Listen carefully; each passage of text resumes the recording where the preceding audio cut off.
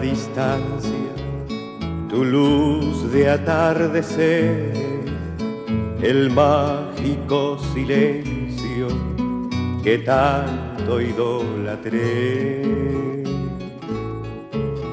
la sombra de tus calles vistiendo mis amores, allí junto a la amada que nunca olvidaré. Yo no sé si aún estará esa esquina de mi barrio donde antaño yo aguardara a la dueña de mi amor.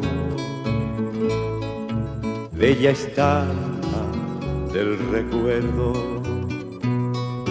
perfumada de jazmines y encendida por el beso que al marchar le daba el sol.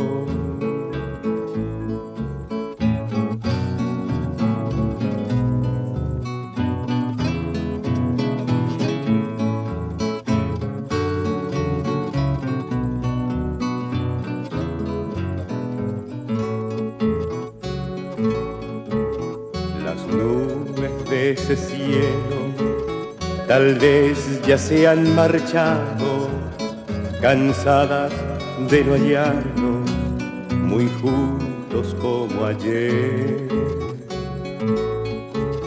¿Y acaso si la brisa las trae aquí en mi cielo, me cuenten que no ha muerto en tu alma ese querer?